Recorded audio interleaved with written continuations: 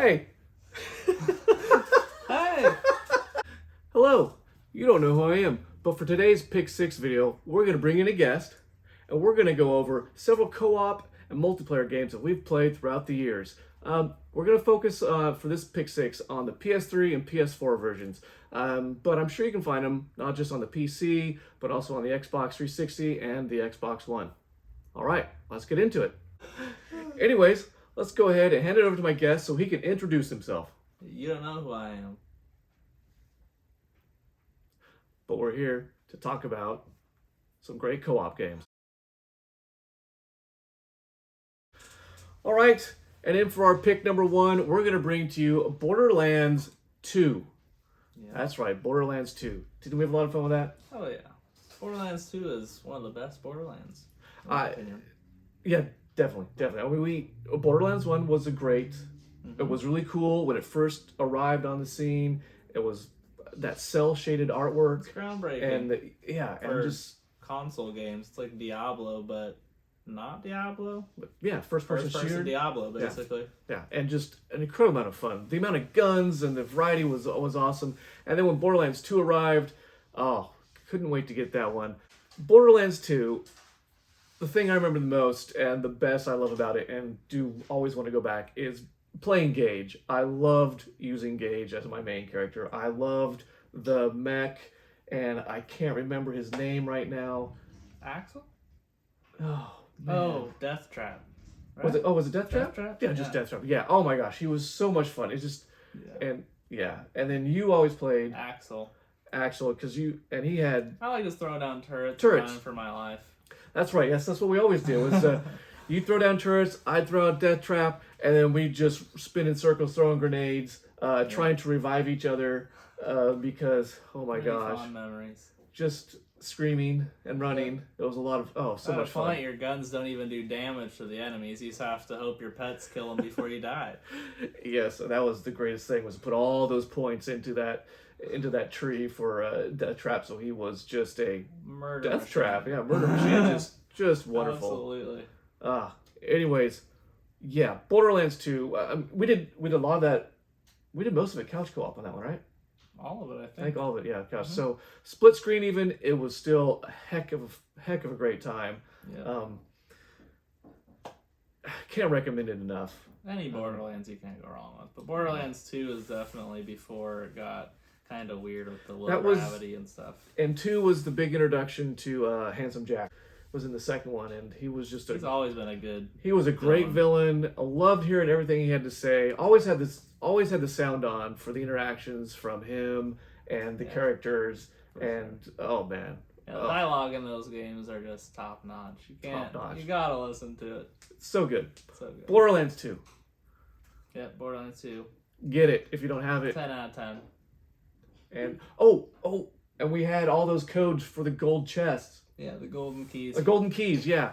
They were giving away all those codes for golden keys, and we would, oh my god, we had like so many trying codes. To ration them out though. Because we had like 100 keys at one point. We're like, we'll use them at this level, we'll use it at this level, and we still had to run for our lives with our mechs and turrets out. But so much fun. All right. Yep, that's good for that one. That's right. 2 thumbs up or 4 thumbs up? 4 thumbs up. And for pick number 2, we have the third entry to a series that is much beloved to many people around the world. I know things over the past couple of years have been a little bleak and a little ugly for this company, but let's focus on the game at the moment, and that is Diablo 3. There we go. Diablo 3, the first one, and then the expansion Reaper of Souls. How many hours did we play with that? Well, me personally, has been thousands, but right, yes. So us together was probably a few hundred, at least. Yeah. We started off with the PS3 version. Mm-hmm. Back when the max level was like 60 or something, and there was no rifting. Right, yeah, no rifting, no nothing, no in-game stuff at all, really. That was even before Reaper of Souls. That was just the vanilla launch, which was all right. I want to say for the game having it on console, I thought it was done really well on console. Mm-hmm. I know, there was no big skill tree or anything, and there was it was definitely seemed built for console with the face buttons and directional pads and all your other shoulders and like your simple abilities. There's only so many abilities, so controller related. But it was a lot of fun. And then when we weren't able to sit down on the couch and play it, then we were playing it on the PC. on the PC, and then of course Reaper Souls comes along, it gets bigger, and then they introduced seasons when we were still playing. And we got to play some of the first few seasons. Seasons are great. And that was really cool. That was a great way to extend that gameplay and to have you go back and do it again. The replayability got really good. To get bigger stashes, to find all those new There's like sets. transmogs and everything. Oh yeah, and all the transmogs and the pets that they started to come out with. And now we're like season 120 or something. It's It's a little crazy it's still. A little, overplayed, and they know it. Yeah, but it's overplayed in a good way, because even then when the season started to get, after the first few seasons, you're like, what else am I going to do? Then they're like, hey, wait a minute, how about a rift? Yeah, rifts. And then rifts. And then greater and rifts. then greater rifts. And now there's even more things that I haven't played enough recently. Oh yeah, Paragon levels. Were there, as you were leveling, and you put your new points into attributes and into skill tree levels, did those have a cap? I don't remember. Did those cap out at some point? They did. Your just stats like strength and stuff didn't. You go to 1 million, but things like crit rate and stuff had a cap at like 50 or 50%, and then some crit damage. But then it just turned into, some of the fun that it really turned into was when you just went into some rift and you just gathered up hundreds of enemies, and you're just spell effects and things going off all over the place. You don't even know what's happening. Numbers are appearing here and there, and your life is going up and down, and it's just like, and then all of a sudden everything's dead, and you're still standing around. You're good, or you're dead, or you're dead. Yeah, but I think there are some games when you get to that to be the super overpowered that it loses its luster. But I don't know Diablo, because they would let you, if you wanted to feel like you were still going to get your butt handed to you, you just go into one of the rifts that were well over your level. Oh, yeah. And you just get destroyed. Yeah, one shot by just a garbage monster. Yeah. Or if you wanted, and then if you did that too many times and needed to feel big again, you just pick a lower rift level and just mow right through it. Easy peasy. That was a lot of fun. Yeah, and every character was a lot of fun to play. Man. Luckily, I played Diablo 3 as my first Diablo. I know a lot of people love the first and second one, but I never played them. Well, did you play the second remake that they did? No? Okay. No, I remember all those years ago picking up Diablo 1 off the shelf when I first saw it. I was like, well, that just sounds and looks interesting.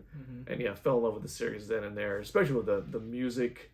Oh my God, the music is good. It's so good. And and then Diablo 2, of course, was what many people would consider to be the pinnacle, and it was awesome. It was great. But I really did enjoy Diablo 3. I know it took a bit of a turn, but sometimes you just can't do the exact same thing over and over again. Yeah. I mean, even Borderlands that we just talked about, they change it up a little bit every now and then. They change it up somewhat too. Yeah. So you keep the same formula, but man, the different kinds of weapons and armor to find, a lot of fun. So yeah, Diablo 3, 2 thumbs up. Even 3. Or 3. 4? Or you're only giving it, rough. Okay, now in at pick number 3, we've got Helldivers. Oh my gosh. Crazy game. If you haven't played Helldivers, stop the video right now, go find it, and play it. And then come back. And you may be a little upset with us, but you will have had a lot of fun. This game is chaos. Extreme chaos. Extreme difficulty. Oh, yeah. I mean, I didn't really expect it, but it's addicting. Oh, it was so addicting. So addicting. So much fun. So just as you're leveling yourself up, of course, get new weapons and new abilities and things, but it was the co-op and then getting other players so you can have up to 4 players, whether it be online or on the couch playing. It was just utter madness. The whole game is co-op. You can't do it solo. At least that I'm aware of. Like, maybe a monster can, but a normal human cannot play this game solo. And it's got, of course, there's friendly fire, which is always a great which is always a silly thing. And then, oh man, to use any ability to revive somebody or to call down like a mech suit. Yeah, to something like that. Supply crate. You got to input a series of commands on your controller by the directional pad and the face buttons, and you got to do it within a certain amount of time, and you can't mess it up, and it is just stressful. As monsters are swarming you, it's like a bullet storm, but monster storm. Yeah, and then your character will go down, so I'll have to come over and try and do the revive code right next to you while I'm hopefully still not going to get... Oh, it was so difficult. And then... Or you'd call down, the mech suit or a supply crate, and if you're not paying attention, you'll stand right under where that thing is coming down, and you get squished by it. Yeah, it's a pretty big area, too, so if you're anywhere near it, you're dead. Oh, and then there's a nuke ability, too. If you're getting overrun, you put down a nuke, yes. And then you just have to book it as fast as you can before your whole screen blows up. Oh man, that's a good time too. Oh, better start running. Oh, and then completely, just like the other person didn't hear you, so they just get completely fried. And then you gotta your soldier that you're commanding or controlling you gotta listen to them. They have great sayings as they are slaughtering the enemies. Yeah. They're very gung-ho about what they're doing. Very patriotic. And they believe in democracy, which they love to remind you about how democracy tastes. Yeah. And a grenade for democracy. Oh gosh, it was so much fun.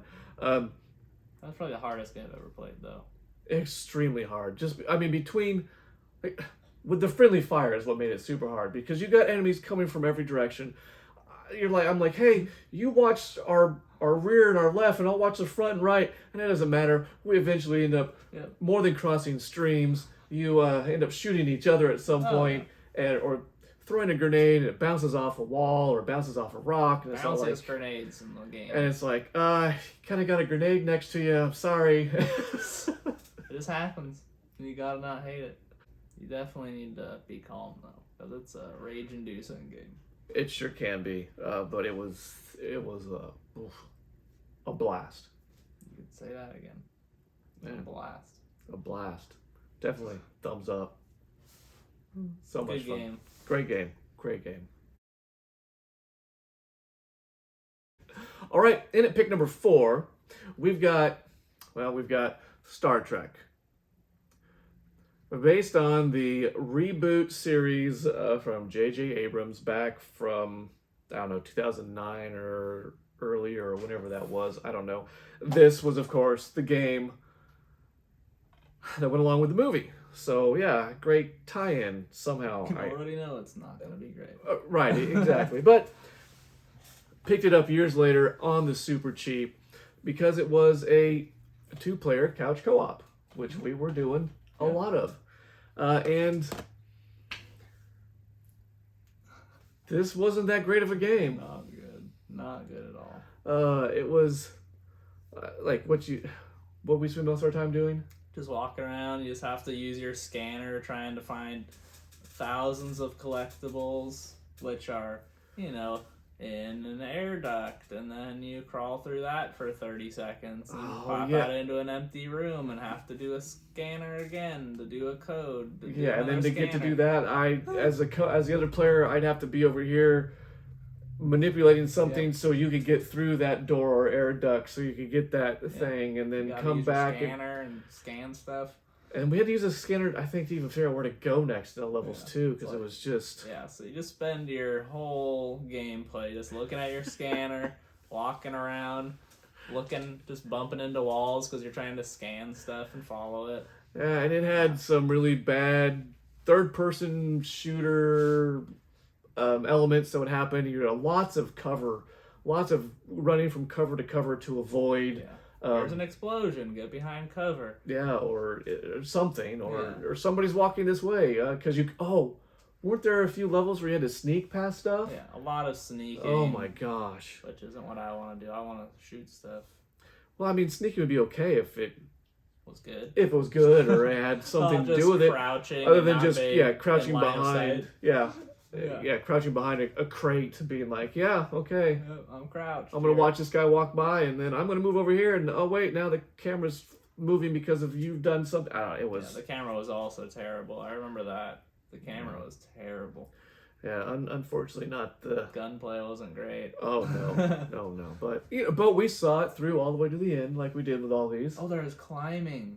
Do you remember the climbing? Oh my God. I remember climbing. The climbing was so bad. Oh, it was not. Many deaths from climbing. Many deaths. Oh, many deaths from everything. Yeah. Just even. Yeah, I would stay away unless you're a masochist. Yeah, or unless you were like, well, we were at that time, really needed that a new two-player experience, and if you need something to do, then play it. Yeah, I'm sure it's pretty much free now somewhere. So I give it. I'm just gonna give it 1 thumbs down. Okay, so 3 thumbs down. I didn't like it. I found at least enjoyable to experience the pain and the discomfort and the agony and the mournfulness of owning it with somebody. So that's why it's just 1 thumb. That made me sound terrible. I guess just 1 thumb.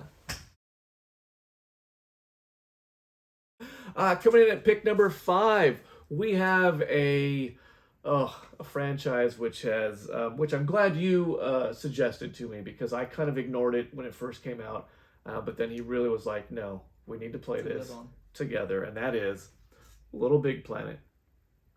And of course, we've done all of them. Yeah. But so this, as we talk, we just maybe end up talking about all of them together because they're pretty similar, but fresh in their own way. But it's the same base game. But they just kind of added some stuff too. It's so awesome. It's they didn't need to change too much. It's a platformer with just crazy levels, crazy abilities, puzzles. The whole thing is kind of a puzzle game in a way, like a platforming puzzle game. And you've got all these collectibles, what you're going after. You're going after all these different collectibles to make your character look different, to dress Sackboy, right? Sackboy, all different. And then you've got different stickers you're going to get and things. Because if you want, you can, of course, make your own levels and have people play them. And there's a lot of just co-op that you have to do together. There was the puzzle part, which was great. And it's not boring or an annoyance like, say, in Star Trek when you're doing those co-op portions. No, this was a lot of fun. It was like, this person's got to be doing this, and then I got to be doing that, and then they're not even mandatory. No, sections. It's like if you want extra points or if you want the extra style bits to look different, then you go do that. And then at the end of the level, you get like a percentage completion for the level and how many parts that you collected and all that. So if you get 10%, you can go back and get a lot more stuff. Yep. Oh yeah. I mean, you can, if you need to, you can play this all solo, but it's best experienced with with somebody else. I don't even like puzzle games. It's just so good. It's just a lot of fun. Little Big Planet. Highly recommend. Very highly recommended, especially because it's also just family friendly as well too, right? Yeah. Super chill to play too. Anybody of any gaming experience or level can get in and play on this and just have a good time. Yeah. The animations are awesome. The expressions are a lot of fun. Like I said, the levels are just fun to explore. They're large. You'll be doing some secret part of the level, and all of a sudden you'll find another secret within that secret, and it's just like it can keep going. And it's hilarious. The game is so funny. There's so much dialogue. All the characters you meet are all hilariously written, and there's a whole bunch of innuendos for everything as well, because every kid game nowadays has innuendos. Very much so. Which is hilarious. It makes it fun. And Little Big Planet, I gotta give it 2 thumbs up. It's so good. If I had a third one, I would. There we go. All right, for pick number 6, we're going to bring you one that we bought digitally at one time. But it is Divinity Original Sin. Yeah. You know, it's that recall, it's that throwback to all those great CRPGs that we used to play way back in the day, and then were reinvented with Planescape and Baldur's Gate 2, and Icewind Dale. That, you all know those were great when that happened. And then they came back and brought us Divinity Original Sin in that exact style. So it's a real-time turn-based, because you can pause and unpause when you want. Fully just huge role-playing game. And It's crazy. it was very difficult in a way. Oh yeah, has a lot of challenge to it. Yeah, we when we played our games, all these games co-op, we tried to do them without aids, without strategy guides, without walkthroughs, because we wanted to experience, you know, organically, and just have the fun ourselves and discovering things and finding out where the secrets were or weren't. But Divinity is another story. Oh yeah, it just wasn't really possible for us. We'd accept all the quests, and then, you know, you don't read everything or retain everything that somebody says. You move on to the next thing, and that's basically all the instruction you have for the quest is just in that conversation. So, Yeah, and you know, a lot of text. There is quite a bit that's spoken, but there's a lot of text, and we try to read some, and sometimes you do, you know, and sometimes you don't. But the thing was that you go back to your log and you'd read the quest. This is what we need to do. Okay, let's go do it. Then you go and do it, and the quest would not complete. yeah, it's like you need something else that person talked about. I don't know. We had one of those very first quests you pick up in the first city hub, whatever you want to call, that we could never complete. Yep. And we looked. We ran away around to everywhere. We were on, and then we were like, fine, let's go to wikis, let's go to guides, let's go to walkthroughs. We watched people do it, we read about it, and we'd go and do it, and we just couldn't complete it. Yeah. It wouldn't complete. I don't know, maybe it was a bug or something. Maybe we killed some. Or maybe we killed somebody who shouldn't be. You suggested to me at one point we should just start over. Yeah. And I said no. No, because I didn't want to play it all over again. We'd gotten so far and done so much. It was like, oh, yeah. I don't want to do it all over again. You made your character, you felt as one with it. And I'm pretty sure I didn't make the greatest character creation decisions about it, but that was part of the fun, though. There was just the two of us. We didn't know about companions or how many we were going to get, so I went heavy into, being able to summon spiders and other things, and had a big old crossbow, but oh my gosh. Oh, the crossbow. Remember, it took me forever to get a turn to shoot that thing because, I like I said, yeah, I probably had my build totally incorrect. So by the time I got to go, everybody else had gone, like, it seemed like 2 or 3 times. Dead, and he's like, I'm ready. But then by the time I got to shoot something, it died. We did have a lot of fun. We got pretty far. Mm-hmm. Well, actually, it feels like we got far, but we spent a lot of hours. We probably didn't get very far. Yeah, maybe we didn't get too far, but we did spend a lot of hours. We definitely went to a few places a little early and got our butts handed to us. The combat was just so fun. You just wanted to keep fighting. So, and I don't think things respawn. I don't think they did respawn, because that was one thing we thought was that we were having trouble that one spot. We're like, oh, we'll go grind out some. It's like, nope, too bad. Yeah, we'll go grind out some levels and come back. And we went to some old places, and you're right, I don't think that anything had respawned. So we were like, oh. It's like, if you want to keep killing stuff, you got to keep going to higher and higher level stuff, and eventually you're going to get smacked.